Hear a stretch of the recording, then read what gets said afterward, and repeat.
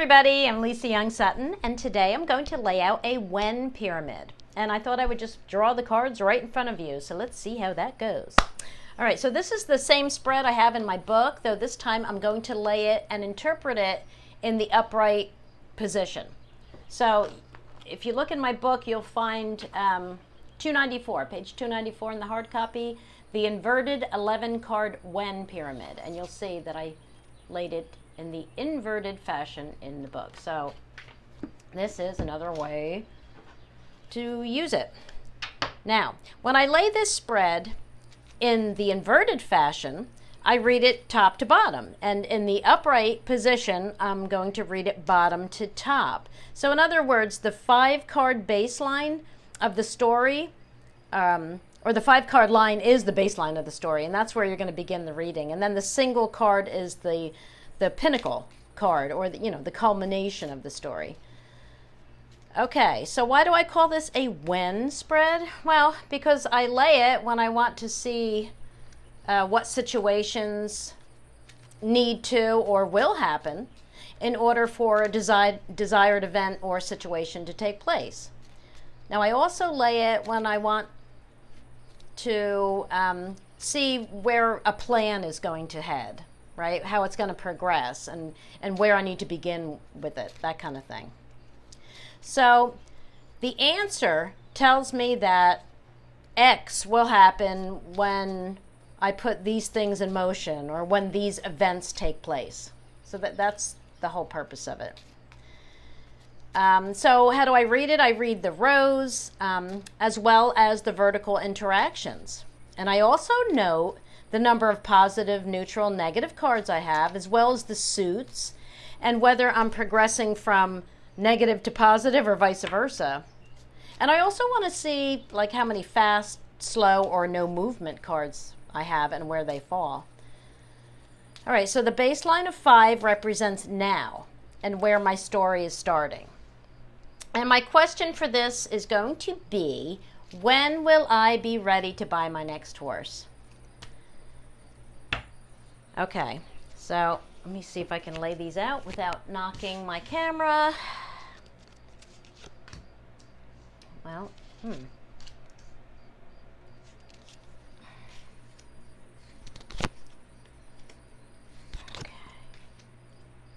All right, there's my baseline. And that's where my story is beginning. Then I have the next tier.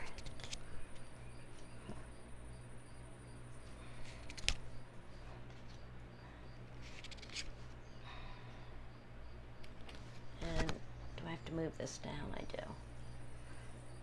Oh, look at the final card. Oh my gosh. Okay. Look at that final card. Okay, even though I started with a couple crappy cards over here, I can't help but notice that the center card is my guidance card. Okay, there's my intuition, my divine guidance card. And I also can't help but notice that the final card, the pinnacle card, is the ring. It's the card of the agreement, the contract, the union of myself and the horse. Woo! Okay, so the first thing I'm noticing is that I'm starting from a place of difficulties or detours, right? That's the snake.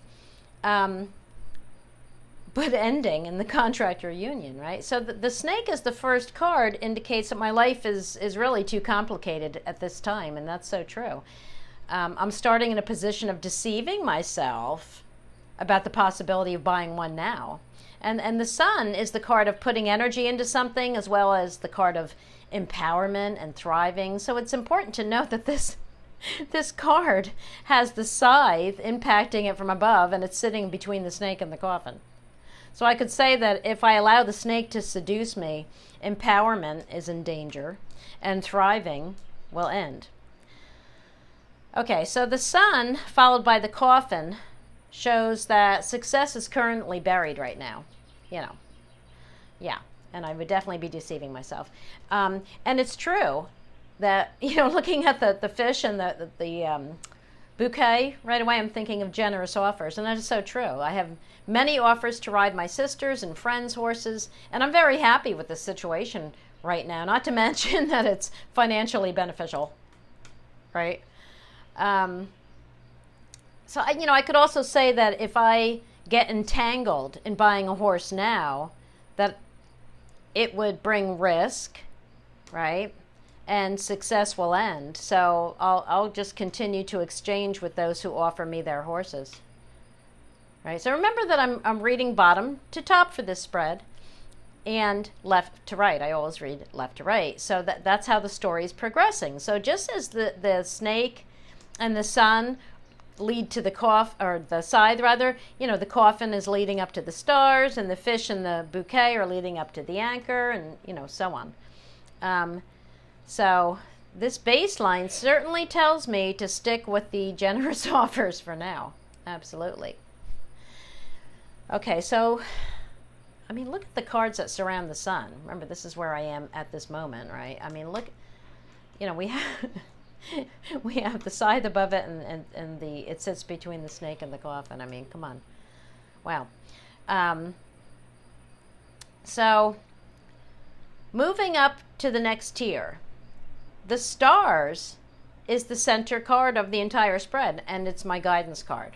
So the cards around it tell me where to go or what's beginning to take shape. And it's telling me that what's dangerous now will become a successful path leading to my goal if I don't act in haste, right? Scythe represents hasty decisions that are dangerous. Yeah, the scythe always brings an element of danger to a reading, and its action is to sift and sort and remove the danger. So when I look at the stars moving to the anchor with the clover above, I see that the correct path is when an opportunity arises that my intuition will tell me is safe. You can see how I'm splitting all these into little pyramids. Right? Too. Right? Yeah. Okay, so let's see. All right, so I should sort through all the details of this plan and make sure I'm seeing things clearly, removing all the difficulties, right? Want to remove all those difficulties. And if I act with a sense of urgency because I'm seduced by any horses I see for sale right now, that'll lead to a painful end. And the anchor, take note that the anchor is sitting on generous offers. Can you still see these cards? Yeah. The anchor is sitting on generous offers I now have and leading up to a sudden opportunity. And I'm also seeing this bouquet, that's the Queen of Spades, as my sister. Because, anytime I want to ride, she hooks me right up.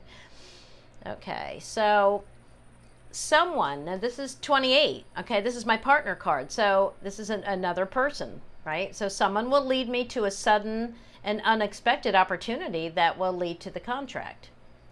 And, as my partner card, I always, my first guess is always that it's my husband. All right? Now, the fact that it's also touching the Jack of Diamonds, and I also have the King of Diamonds. I'm always looking for a relationship among the suits, the courts, right? And the fact that this 28 is touching the ring, okay? That all tells me this is a man. This is a man, and it's my husband. Yeah. So the luck is going to come through him. So what's the answer? The answer is I will get my next horse. Once I stop putting energy into anything that competes with this plan, right?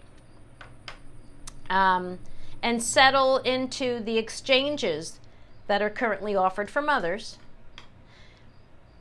I then have to separate my goal from what I don't trust. The scythe is above 7, but the scythe is also leading to 16 and 35. That's where I just saw that, right? I have to separate my goal from what I don't trust so that my hopes can manifest.